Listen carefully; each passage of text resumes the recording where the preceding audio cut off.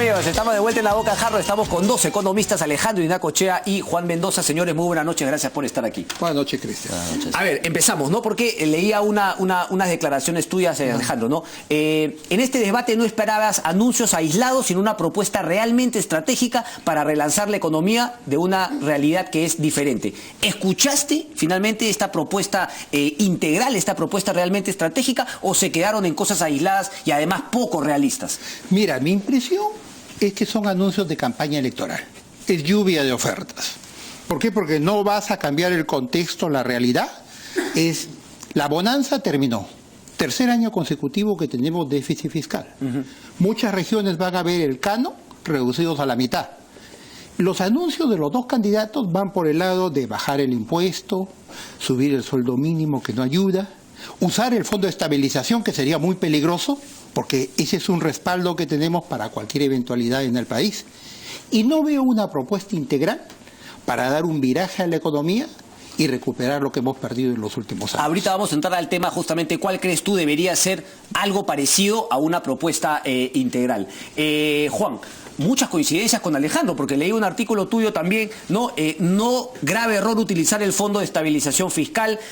Tienes también tus reparos sobre el tema de PPK, de reducir el IGB. ¿Qué te pareció finalmente en el debate? Y si es que tú coincides con Alejandro que no hay pues unas propuestas estratégicas y que también muchas son propuestas realistas, populistas de cara a la campaña. Sí, yo pienso que los planteamientos no son realistas, no están atravesados con la situación que tenemos en las finanzas públicas, que como acaba de decir Alejandro, ya tenemos 3% de déficit. Entonces, pretender que a través del sector público vas a abastar el resto de la economía me parece poco realista. Primero porque ya tienes déficit, o sea, te faltan recursos. Sí. Y además por el tamaño del sector público, porque la inversión pública es solamente 20% de la inversión total. Y además porque la calidad de la inversión pública deja mucho que desear. Yo creo que ahí más bien, antes de engordar algo que no está funcionando bien, hay que hacer lo que funcione bien. Yo quería detenerme un ratito en ese tema, ¿no? Porque tú también crees que sería una torpeza utilizar el Fondo de Estabilización Fiscal para infraestructura, como ha sugerido Keiko Fujimori. Cierto, ese fondo es para una emergencia, para un terremoto, una catástrofe nacional. Son 7.000 millones de dólares que tenemos que estar cubiertos ante cualquier eventualidad. Okay. Usarlo eso, para mí sería irresponsable. Pero creo que Juan va un poco más allá, porque también habla, y corrígeme si me equivoco, de interesante, ¿no? Es mayor la brecha en la calidad y priorización de la inversión pública que la brecha en cantidad de infraestructura. Me encantó el debate que tuviste con Gonzalo Prealé, dicho sea de paso, ¿no? Con mi amigo, sí. Con tu amigo Gonzalo Prealé, que en la cual coincido, porque parece que Gonzalo Prealé escribió una columna el otro día en El Comercio que, bueno, por donde metamos cemento va a ser genial para nuestra economía y nos vamos para arriba. Somos un país pobre donde no tenemos para hacer toda la brecha de infraestructura. Tenemos que priorizar recursos. Entonces coincido plenamente con lo que plantea Juan. No es un problema de cantidad, sino calidad en el gasto. O sea, así no. ¿Qué hacemos con proyectos como la refinería de Talara, con el precio del barril del petróleo como está? Que ya no podemos dar marcha atrás. Un gasoducto del sur, también cuestionable. Una transamazónica. Yo no creo que la propuesta sea incentivar al gobierno a gastar a como dé lugar. Y menos aún con la situación en la cual estamos actualmente. No, yo creo que hay que defender la estabilidad macroeconómica, porque eso es lo que distingue a nuestro país en la región. Y eso le va a dar estabilidad a la inversión privada para que se desarrolle. Y hay muchos otros ejemplos, porque estamos hablando de los megaproyectos. Pero hay muchos proyectos medianos que también dejan mucho que desear. O sea, fíjate, hemos hecho una planta de tratamiento de agua, la planta de Huachipa, sí, que después de 5 años los muros están cayendo a pedazos. Sí. Y la planta de La Tarjea, que fue hecha en los 50, nos sigue abasteciendo de agua a Lima. Entonces, ¿qué está pasando con la inversión pública? ¿O es que en 50 años no hemos aprendido cómo hacer una planta de tratamiento de agua? Y además hay mucho que es gestión. El otro día mencionaba el ejemplo de la segunda pista del aeropuerto. Eso no le cuesta un centavo al Estado peruano, más bien le daría ingresos, porque la mitad de los ingresos irían a las arcas fiscales. Entonces, evidentemente, ¿quién no es consciente de la brecha de infraestructura? Todos. Correcto. Y hay que cerrarla. Pero creo que la manera de cerrarla es primero hacer bien, utilizar bien los recursos que tenemos, y después que sea más bien el sector privado el encargado de llevar el peso de cerrar esa brecha. Correcto. Yo no sé si repasar todos los apuntes que hice durante el debate de las propuestas que hacían los candidatos en economía, ya que ustedes dos coinciden en que la mayoría de esas propuestas son puro bururú de campaña. ¿Tú crees que es así, Alejandro? ¿Cómo Ahora, así? Agenda pendiente, tenemos que recuperar lo que hemos perdido en inversiones. No solamente perdimos la Conga, hemos perdido Tía María, arrastró Quellaveco, 3.000 millones de dólares, arrastró La Granja, arrastró Galeno, arrastró Michiquillay, en un momento en el cual los precios de los mercados de los minerales estaban en alza, en pleno apogeo. Esa ola se nos ha ido en parte.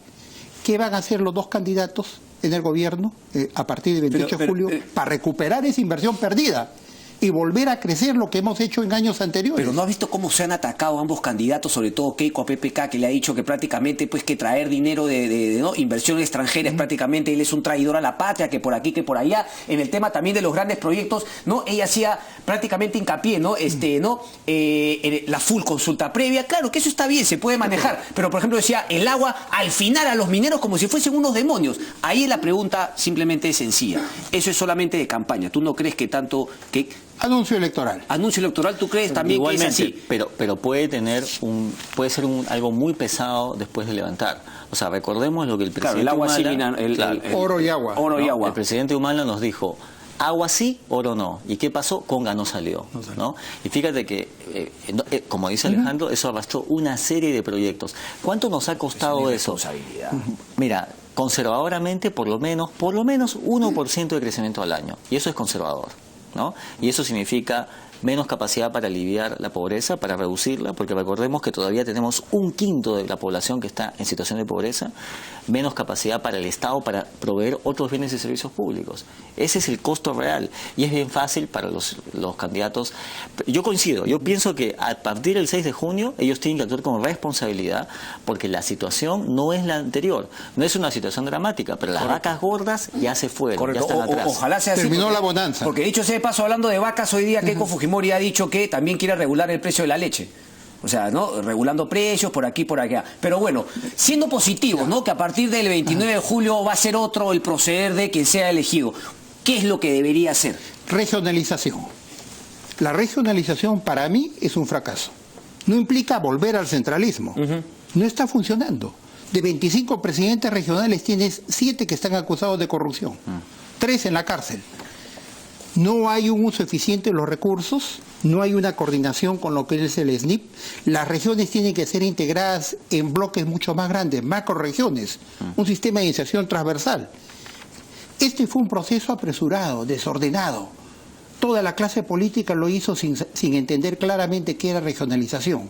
Pero lógicamente en campaña electoral no es adecuado anunciar que se va a reestructurar la regionalización para poder marchar como país al siglo XXI. Ok, pero ¿qué otra medida? Porque, por ejemplo, se habló en un momento, ¿no?, de llevar el Ministerio de Economía, de llevar el SNIP, de regionalizarlo. Esa sería una buena opción. Claro, el SNIP tiene que entrar con un funcionamiento mucho más efectivo, no solo para los proyectos pequeños más rápido, y una mejor coordinación en los proyectos grandes. Pero, a ver, para entender, ¿tú crees que se va a tener que centralizar un tiempo para luego volver a descentralizar, o no necesariamente se puede fortalecer el proceso de descentralización que se inició obviamente hace muchos años, pero que ha sido un fracaso desde tu punto de vista? Mira, esto no implica volver al centralismo anterior, de ninguna manera. Pero lo que estamos haciendo no es adecuado, no es eficiente, no da resultados. Juan. Mira, yo pienso que coincido plenamente, porque la descentralización ha sido positiva porque ha llevado recursos a las regiones y eso ha llevado a desarrollo. Por ejemplo, las investigaciones de Richard Webb demuestran que un poco de inversión te acerca a la población, muchas personas al mercado, y eso lleva al desarrollo económico, pero al mismo tiempo ha llevado fragmentación política, porque tenemos un Estado que lo hemos dividido en 25 partecitas. Entonces eso no es eficiente. Y fundamental iniciar la reforma política, porque básicamente lo que tú tienes es que llegan recursos de Lima y se convierten como un botín para pseudo políticos que realmente son delincuentes. Por eso tenemos tantos presidentes regionales que tienen problemas con la ley. Otra cosa esencial es acabar con la impunidad. O sea, yo no quiero referirme a casos específicos, pero el otro día conversando con mi amigo Gonzalo, ¿cómo es así que cuando cruzas Tacna y pasas a Arica, de pronto en las licitaciones públicas hay empresas de todo el mundo y no hay postor único? ¿Acaso cambia la infraestructura? ¿Los puentes son distintos? ¿La geografía es diferente? No. Entonces hay que tener un poco de responsabilidad, ¿no? Fundamental la informalidad. porque no puedes tener 2/3 de la población para la cual Sí. todo lo que tú escribes, CTS, seguro de desempleo, es como si la leas en coreano, ¿no? Con todo respeto por el idioma coreano, no entienden nada. Entonces, y ahí coincido plenamente con lo que dice Alejandro, irte por mecanismos como el salario mínimo, que son bien populares, y es bien fácil para el político anunciarlo porque no sale de su bolsillo. O sea, si tú dices, sube el salario mínimo y le mandas a las empresas un cheque, oye, excelente. Correcto. El problema, las personas que hemos trabajado, nos damos cuenta que le subes a uno, pero lo botas al otro. Entonces, mira, eso es pura demagogia. Y yo creo que a partir del 6 de junio hay que sentarnos, hay que ser más realistas. Evidentemente la informalidad es un problema bien complejo, pero tenemos demasiada informalidad para el nivel de desarrollo que tiene nuestro país. El tema de la informalidad, Alejandro. Mira, ¿cómo ahí hay un problema grave. De 16 millones de la población económicamente activa, solo hay 4 millones, uno de cada 4, que tiene CTS, AFP, ONP, su compensación por tiempo de servicios, todos los beneficios sociales. 3 de cada 4 no tienen nada. El problema con esos 3 de cada 4 es que no pueden entrar a la formalidad porque la valla es muy alta. Al elevar el salario mínimo, lo que hacen paradójicamente es levantar la valla e impedir que esos 12 millones puedan integrarse a ser formales. Justamente afectan a los que tratan de proteger. Ok, pero los dos le han ido por el tema del salario mínimo. O sea, eso es populismo también de campaña. Populismo. ¿Cómo hacemos una reforma laboral para esa gente? Hoy día mismo el problema de seguridad y violencia que existe en las calles es gente que está sin trabajo. La edad promedio son 23 años de la gente que está delinquiendo en las calles. No le hemos dado una opción, no le damos una alternativa. La famosa ley Pulpín, que tal vez discutible, no iba dirigida a estudiantes de la universidad. Iba dirigida a esa gente que no tiene alternativa. Y nos hemos quedado en el tema del IGB, en el tema de la CTS, en esos temas, o sea, tonterías. Por las ramas. Mira, pero hoy día salió esta información, los ninis, que ni trabajan ni estudian, ¿no?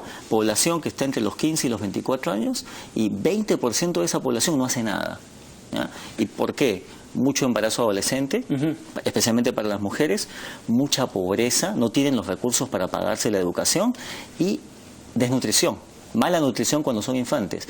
Mira, en los últimos 5 años, desde el 2011 hasta el 2015, la anemia infantil ha crecido, a pesar que gastamos más en programas sociales. Entonces me parece fundamental reevaluar nuestros programas sociales para fortalecerlos y para que sean efectivos. Hay que reducir la filtración, hay que hacer evaluaciones de impacto, porque yo no entiendo cómo puede ser posible que una población que es la más vulnerable, que es la infancia, tenga más anemia después de 5 años. Sí, Alejandro. Mira, los programas sociales tienen que ser replanteados. No es el eslogan del presidente que hay que mantenerlos. Hay algunos que hay que mantener, que dan resultados. Y lo han dicho, los candidatos han dicho que hay algunos que tienen que mantenerse. Pero un vaso de leche con más del 70% infiltrados. La leche como alimento nutricional es discutible hoy en día. Fue planteada por un político en más de 25 años atrás y no hemos sido capaces de generar una alternativa mejor. Ok, entonces hay que reformar muchos programas sociales. Un replanteo total de los programas sociales. Me imagino. Hay que cambiar algunos de ellos. Y más aún, yo diría que el reto para los dos, cualquiera de los dos candidatos va a ser el siguiente. ¿Cómo atendemos a esa tercera parte de la población? Ese 30%, que es el que votó por Humala, votó por Toledo, y hoy día ha tenido una posición hacia la izquierda. Que no es que ellos pidan economía estatal. Al juliaqueño, al de Puno, no le vas a pedir que el Estado va a hacer su comercio. Que dejen trabajar, ellos lo que quieren es, al contrario, un Estado con instituciones. Sí. Un Estado que dé educación, que dé salud. Pero qué interesante, porque ambos economistas tienen una visión mucho más holística, ¿no? De finalmente lo que se tiene que hacer, porque ya no vas tú únicamente con la economía, inversión, sino también tú hablas justamente, ¿no?, del tema de la impunidad, de la reforma política, porque finalmente eso también ha tenido que ver con la corrupción en las regiones. El tema del Perú está calato, este libro, ¿no?, de estos dos muchachos. Es fundamental hacer todo esto para que la economía también camine. Por supuesto. Yo creo que el cuello de botella del Perú no es la capacidad de crecer, porque el Perú puede crecer, y hay muchísimos proyectos detenidos. El cuello de botella son las instituciones, y la reforma política, el tener mejores instituciones, el tener un Estado al servicio del ciudadano y que no esté capturado por los grupos de interés, eso es lo que tenemos que conseguir. Correcto. Para que el crecimiento económico podamos conseguir reducir ese quinto de peruanos que todavía viven en pobreza. Bueno, pero la gente está muy interesada con su análisis, pero quieren que los guíen. ¿Quién tiene, digamos, dentro de los dos la mejor propuesta, o finalmente ustedes creen que ambos están en la misma línea, las campañas son puro bururú y que finalmente a partir del 29 de julio de este año se verá quién aplica? ¿A dónde llevan ustedes? Tú lo has dicho. Yo creo que Pero termina que la no vas a campaña votar por electoral. nadie, Alejandro, no vas a- sí voy a tomar una decisión, pero veo el camino, ¿verdad? Veo el camino después. Termina la campaña electoral, quien resulte ganador van a tener que juntar esfuerzos. O sea, a ver, entonces digamos, tu voto no va a estar definido por leer, tú como economista, el programa económico de cada uno de los candidatos. Tú no te comes ese No, cuento. en los programas son anuncios genéricos de campaña. Es una lluvia electoral, es un regalo electoral. Entonces ya estamos perdiendo tiempo. Nosotros que decimos, vamos a trabajar, vamos a analizar las propuestas. Siempre perdemos tiempo en las campañas, analizando propuestas. Pero Cristian, el papel aguanta todo. Todo, absolutamente. Además, nosotros como peruanos sabemos, estamos cansados que nos traten como cine de barrio. Sí. ¿No? O sea, llegas al cine y te cambian el programa. Exactamente. ¿No? Porque llega el 28, se te dicen, no, la situación externa se ha complicado. Mira, yo coincido plenamente. Lo que necesitamos es coincidencias. Porque las prioridades, creo que no hay ideología, son transversales. Todos sabemos que tenemos que reducir la informalidad, mejorar la descentralización, hacer la reforma política. Y necesitas un equipo grande de personas. No solamente el ministro de Economía o el presidente del Banco Central. Necesitas un equipo de 300, 400 personas que trabajen en conjunto. Me parece que los políticos lo que están haciendo ahora, insultándose de esta forma, que están desperdiciando el tiempo, perdiendo el tiempo, porque además después tienen que juntarse. O sea, yo creo que si no, la amenaza No hay es otra que- opción. No hay otra opción, ¿no? No hay acercarse. otra alternativa. Y Hay que finalmente juntar. la opción de que en un Congreso, o sea, ustedes no Sí. ponen esa variable en la ecuación, el tema de que obviamente con un Congreso en mayoría el Ejecutivo es más fácil pasar algunas cosas, pero para algunos eso es justamente un riesgo porque podría levantar un carácter autoritario del fujimorismo, que para algunos esté en el ADN. Eso a ti no te Los preocupa. dos candidatos van a tener que pactar para hacer viable, digamos, el Perú al bicentenario. No, si el que gane, si Keiko gana, el que no gane, necesita cualquiera de los dos que gane, tiene que aliarse con el otro y tiene que llamar a una concertación nacional. Yo soy un poco- No queda otra opción. Yo soy un poco más escéptico. Yo creo que el Parlamento de nuestro país importa poco. ¿Ya? Y lo que mantiene la democracia es la libertad de prensa, por ejemplo, que es fundamental defender.